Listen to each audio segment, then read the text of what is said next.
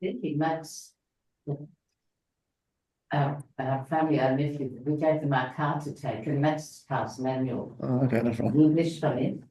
So he's allowed and about waiting the half an hour. He could have come here. No, you could if you want, someone. Next time, tell me you could. Okay, so welcome everyone. It's Parshas Beshalach. And what I want to focus on in Parshas Beshalach is the Shira. So we have the Shabbos actually is called Shabbos Shira. It's coming Shabbos. It's Shabbos of song because it's when the Yidden come out of Mitzrayim, they come to the sea, they get blocked when the Mitzrayim is running after them, and Hashem splits the sea and they go, and then they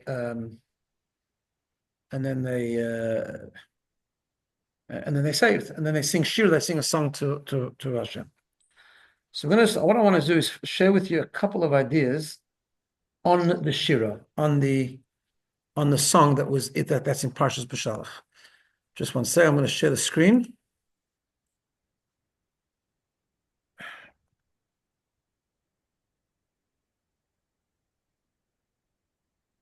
There we are. Okay.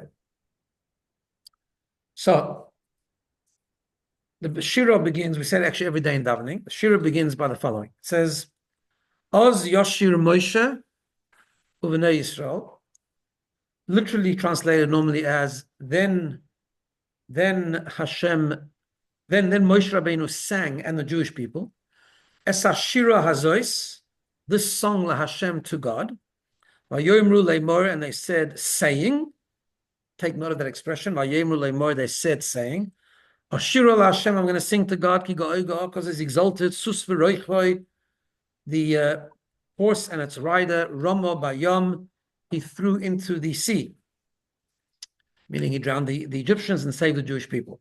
And then the Shira goes on with a number of verses, and there's a whole song. We say it every day in davening, and it's a beautiful piece of the parsha. Now, the famous problem is the first two words. First two words is Oz Yoshir. Really in Hebrew, what does Oz Yoshir mean? Yes. Then, Oz Yoshir means then. Yoshir means he will sing, right? It's almost like saying, Oz Yoshir, then Moshe Rabeinu will sing. What does that mean? Yeah.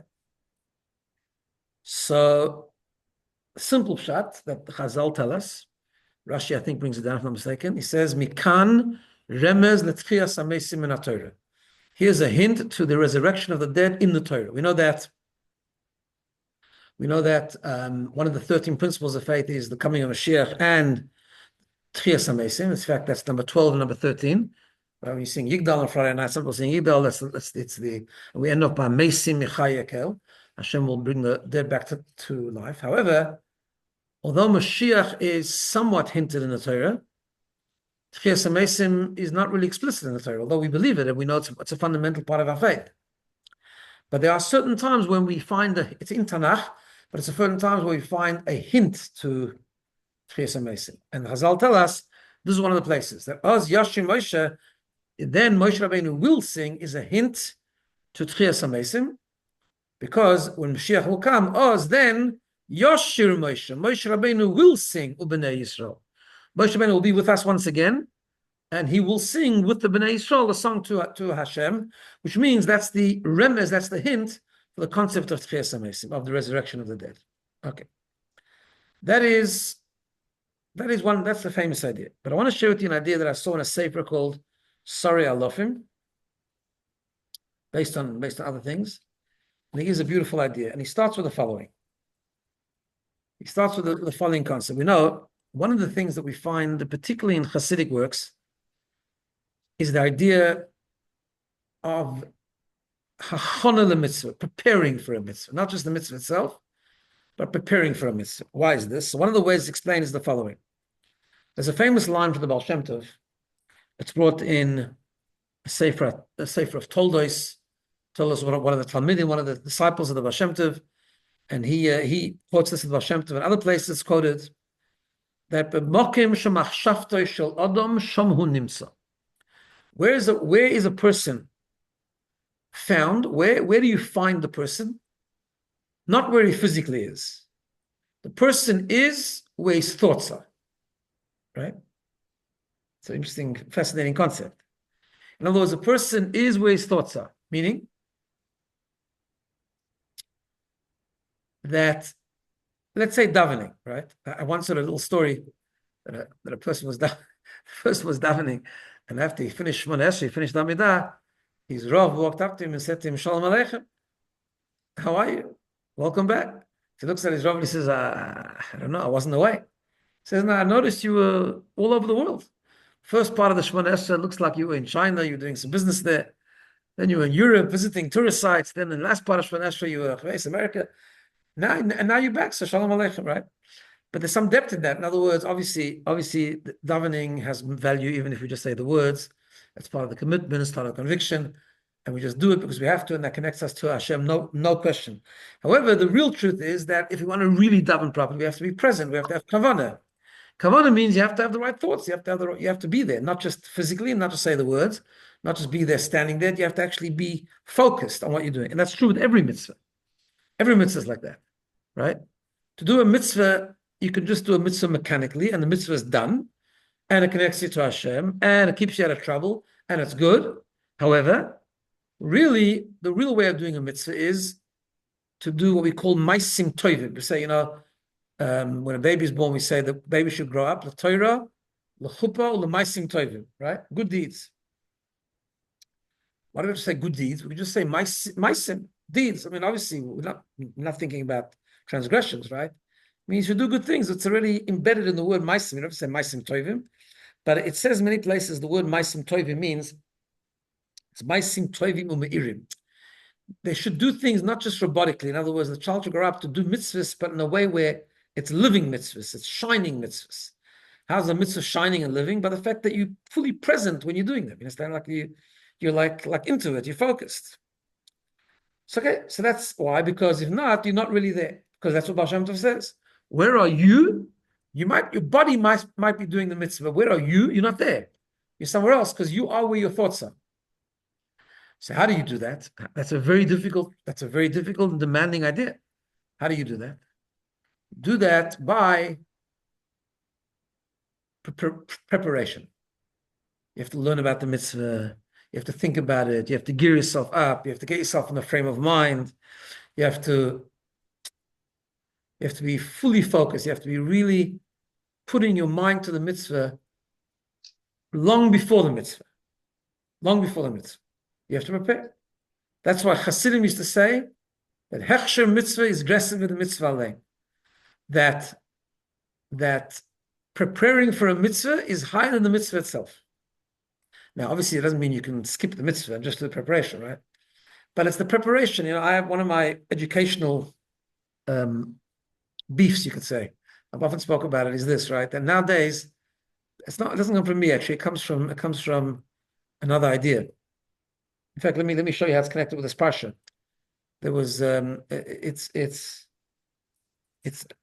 Then I'll tell you my problem, right? If you have a look at number 2 in the thing, it's also this week's parsha. This week's parsha also has to do with the mon coming down, right? And Hashem says like this: Ru'u, number 2. Ru'u, there's a pasuk. It says Ru'u. He says to Moshe Rabeinu to tell the Jewish people, Ru'u, observe, ki Hashem nosan lachem haShabbos. Hashem has given you the Shabbos. Al keinu nosan lachem hayom hashishi lechem yomoim. And he therefore is giving you a Friday to collect double portion of man. Shu ish mitachto, because on Shabbat, every day of the week, the Jews in the desert used to go out to collect the man, right? But he says when it comes Shabbos, shvu ish tachtov, everyone should stay where they are. Al yoytze ish mimakoyim yemashvi. No one should go out to their place on the 7th day. So what's a deeper interpretation of this pasuk? Deep interpretation like this. Hashem says, I'm giving you Shabbos. Shabbos is a time of holiness. Shabbos is a time you can experience godliness in a different way. Shabbos is a time when you can develop a certain depth of connection between you and Hashem, right? But if you really want to do it properly, Al Kain, therefore, I gave you Friday. Friday to prepare. You got to prepare for Shabbos. There has to be a Friday. A Friday means you got to think about Shabbos and cook for Shabbos and prepare for Shabbos and look at the parsha of the week and really get into the Shabbos mode. Because you don't have Shabbos, you don't have Friday, you don't have Shabbos. Therefore, he says, I'm giving you a Friday so that you can collect double bread. You can prepare for Shabbos. Because Shabbos, you have to be there. Don't go out of your place on Shabbos, meaning be present, be involved in the Shabbos. You can only do that if you have a Friday. And this actually is a story I heard it told by different people, but I first heard it told in the name of Rabbi Yaakov Kamenetsky in America, one of the Gedolim of America. And he said the following. He said that we know when the Jews first came to America, it was very difficult. First of all, some of them wanted to give off the responsibility of Yiddishkeit, but also there was a huge problem. Even though they wanted to still keep Yiddishkeit, keeping Shabbos was a very, very big test. It's a famous thing. When the Jews first came to America, before the war, long before the war, there was no such thing. If you didn't show up to work on Shabbos, you were fired the next day. Monday, you were fired, right? And there were many Yidden, Taka did have Mesiras Nefesh. Every time they came Monday, they got fired. They looked for a different job every week. Some people couldn't withstand the temptation. You can't judge them, but I'm saying it was a difficult thing, right? She said to Biafra Kamenetsky that over time, things got better. And after a while, he said, in America, we got back the Shabbos. He said, we got back the Shabbos, but we didn't get back the Friday. He said, people don't observe Friday properly, right? So my beef is that this is generally like this, right? Every mitzvah, you can just arrive at the mitzvah, but if you arrive at the mitzvah, then you won't be there. Your thoughts will be somewhere else, and that goes back to the Baal Shem Tov, right? Nowadays, I'll give you an example of what I mean, right? Chanukah licht. Right, Chanukah. I know I grew up, but I still do this myself. My children tell me that they remember looking at it, right? The preparing for the Chanukah was a big deal in our house. I know my father used to come, he used to roll cotton wool and put the oil used to spill, and you have to get the wick right, and like that, right? Nowadays, you can go into a store, you can have ready-made oil wicks, you just cut off the top and boom, ready to go.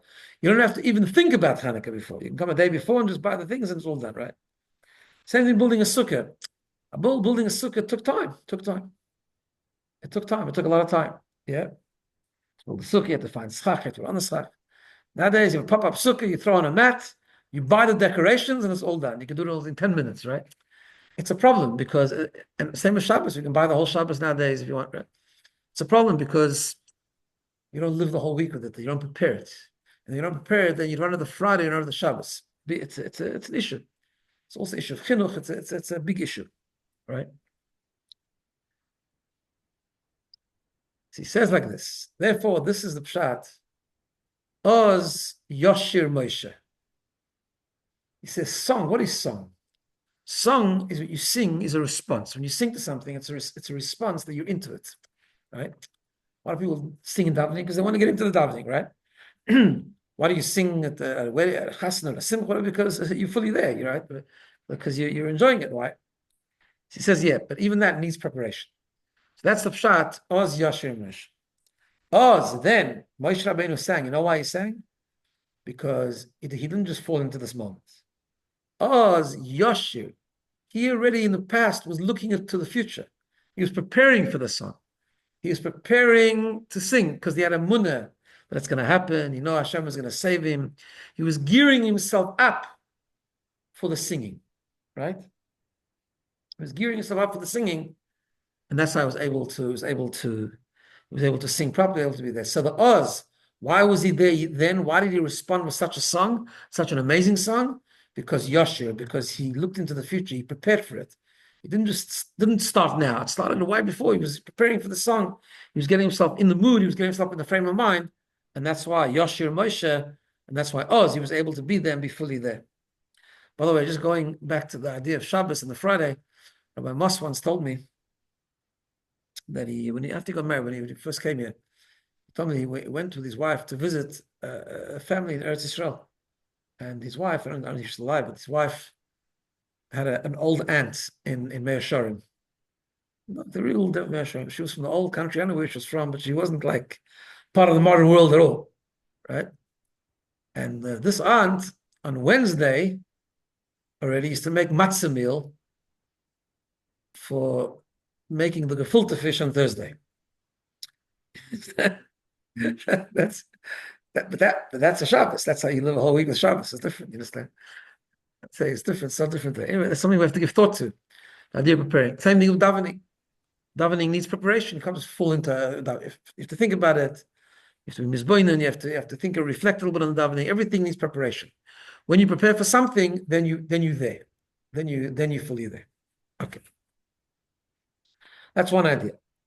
There's another idea I want to share with you on the shira that goes like this. If you have a look at number 4. Oops, 1 second. Okay. There's a fascinating Gemara. The Gemara says like this. I'm going to answer this phone just for 1 second. Sorry. I'm just in the middle of a second shira. I'll call you back as soon as I'm finished. Okay. Okay. Bye.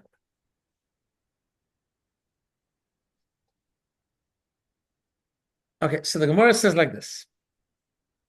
So Gemara in Soita is number 4. Let's read through it. Question is about the song and how the Yidden sang the song. Tonu Rabbono, rabbis learned. Boi Bayoim Dorosh Rabbi Akiva. That day Rabbi Akiva made the following drasha. B'shah she'olu Yisrael min hayam. When the Yidden came up from the sea. Nosnu eineim loymar shira. They turned their attention to sing to Hashem and to sing the shira. By the way, this song wasn't just a song. Obviously, it was a very deep song. It was Ruach HaKodesh and everything. The song has a lot of depth. Says Rabbi Akiva, the Kate said, Omru Shira. How do they say Shira? Kegodol hamakriya sahalel. Like a godol, like an adult, prompting everyone to sing Hallel. I'm explaining that in a minute. V'heim oinin rashi prakim. And they just say the headlines, like the bullet points. What does that mean? So let me give that the meaning of this. In olden times, not everyone knew how to read. Not everyone knew how to say a siddur. Not everyone had a siddur. Siddur came later. Everything was by heart. So when it was time to say Hallel, Sukkot or Chanukah, whatever, not everyone knew how to say Hallel. So one method of saying Hallel was to have a chazan, and he would say phrases of Hallel, and the crowd, just after every phrase, would just say Hallelujah. That's all. Like similar to saying Amen. Like when you want to Yotza Bracha, you say Amen. Says Rabbi Akiva, this is how they said the Shira. What does that mean? Moshe Amar, Ashira Lashem. Moshe said, let's sing to Hashem. V'heim Omer Ashira Lashem. And they said Ashira Lashem. Moshe Amar ki go. Moshe Rabeinu said the next phrase. V'heim Omer Ashira Lashem. And they said again Ashira Lashem. In other words, Moshe Rabeinu sang the song. He sang every phrase, and they confirmed that phrase by saying Ashira Lashem. Every phrase. Every time he said a phrase, they said Ashira Lashem. Okay. That's one opinion. Rabbi Eliezer, Rabbi Eliezer, the son of Yossi Aglili, says, "Kekoton hamakriya sahalel." No, it's like a child that prompts an adult to say Hallel. And when a child does that, he can't do that original method because you can't be Yotze from a child. So how does a child do it? A child says every phrase, and the adult repeats that phrase. And they answer everything he says. So what does that mean for the Shira? Moshe Amar Shira Lashem. Moshe Rabeinu said, I will sing to Hashem. And they say, I'm singing to Hashem. Moshe Amar ki go'oi go'oi. Moshe Rabeinu says ki go'oi go'oi. In other words, every phrase that Moshe Rabeinu said, they repeated. They repeated not a Shira Lashem, they repeated that phrase. Okay. That's a second opinion. Third opinion, Rav Nechemia says, Kesoifer apiris al shmal beis hakneses. No, they said it more like a chazan in the shul. The chazan says the opening words, and everyone in unison says the rest of the tefillah, which means shu poseach tefillah, he opens, v'hein oy macharav, and they just flow on. In other words, he says, what happened was Moshe Rabeinu said Ashira Lashem, and they, together with Moshe Rabeinu, said the whole shira. Somehow they knew Ruach HaKodesh, they knew how to sing the whole shira. Right? Okay. That's the 3 opinions. So the Lubavitcher Rebbe has a sikha on this, a talk. He says the following. I'll just tell you outside. I'm going to just stop the sharing 1 second. Yeah. So the Rebbe said the following thing. It's based on a Orach Chaim HaKodesh in this week's parsha. Orach Chaim HaKodesh says the following. Orach Chaim HaKodesh says that when they sang the Shira, when the Yidden came out of the Mitzvah and they sang the Shira, right? it was very important for them to say it in unison. He said, Mashpirusha Yoimru Yacha. They said it together, without any change, without any separation. They were like one person, right?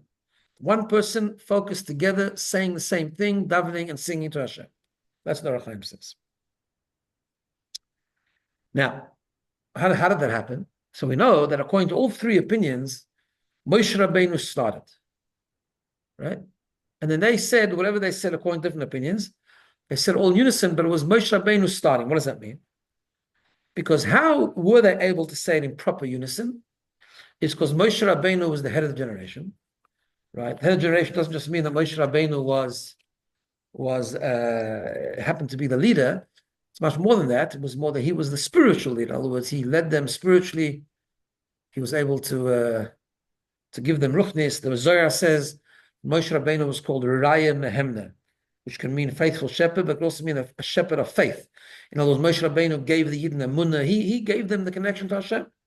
Now, in the Shira, it actually says that, right? After they saw, before they sang the Shira, we know that the famous phrase, they saw all the Egyptians drowned, and they saw they were saved. What does it say there? Vayaminu ba'Hashem u'b'Moshe avdoi. Right? They believed in Hashem and in Moshe Rabeinu, his servant. Because a Yid, how do we connect to Hashem? The Gemara says, like it's brought down in Tanya also, it says in the pasuk, the Gemara quotes the Chumash, it says that we should connect to tzaddikim and talmidei chachamim. Why? Because the pasuk says you should cleave to Hashem. Says the Gemara, is it possible to cleave to Hashem? I actually cleave to Hashem. It says, yeah, hadbeik b'talmidei chachamim. You got to cleave to tzaddikim. The Munah tzaddikim, right? Because through them, that's your connection point to Hashem. Of course, we daven straight to Hashem, we connect straight to Hashem, but it's the tzaddikim give us the koyach to connect to Hashem. So the connecting point between us and Hashem is through the tzaddikim, right? That's why Moshe Rabeinu was the one to start the Shira, right? Start the Shira. And through the Yidden having a munah in Moshe Rabeinu, and through their giving themselves over to Moshe Rabeinu, following his guidance, following him, and being dedicated to him, being completely given over to him, they were able to join in singing the Shira together with everyone else. However, that surrender, so to speak, to Moshe Rabeinu, the giving themselves over, their munah and Moshe Rabeinu, can happen in three ways. And this is the machlekes between the three opinions of how the Shira was said. In other words, like this. Rabbi Akiva holds, right? Rabbi Akiva holds that they were just totally given over to Hashem, so to speak, by losing themselves a little bit. They said, okay, whatever Moshe Rabeinu tells us to do, that's what we're going to do, right? That's why they didn't even sing the Shira. They just joined in with Moshe Rabbeinu's Shira. Every phrase that he said, they said, Ashira Lashem. So, Goy Goy, Ashira Lashem. Sus V'Reichma, Ashira Lashem. Because they were just an extension of Moshe Rabbeinu. Comes along Rabbi Loza, the son of Reiseg, and he says, no. That's not good enough. Because that means that they've given themselves over to Moshe Rabbeinu, but they've put their own feelings and their own things aside.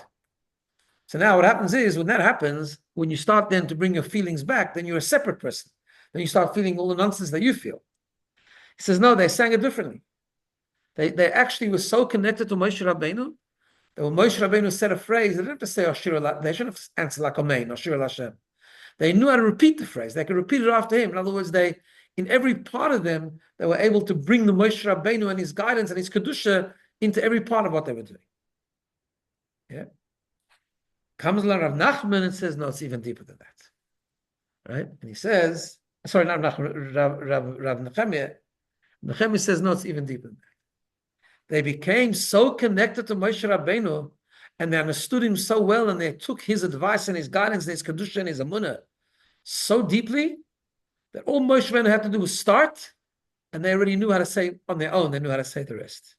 That's how connected they were to Moshe Rabeinu. So the bottom line is, the common theme between these two is that really, Vayaminu b'Hashem u'b'Moshe avdoi, there needs to be a Moshe Rabeinu, there needs to be the tzaddik, the leader, because that's how you connect to HaKadosh Baruch Hu. So every three of these opinions held, they needed a Moshe Rabeinu to start the Shira, and only then they could do it in unison. The three opinions throws the three levels of how that can actually happen and how deep it could be. It could be either you totally give up, like surrender, but then you lost yourself. Secondly is no, you have yourself, at least you can repeat it. And the third one is no, you're so given over that actually on your own you can work out what Moshe Rabeinu is teaching you to do, and that's what they could say the Shira on their own. Okay, we'll stop there.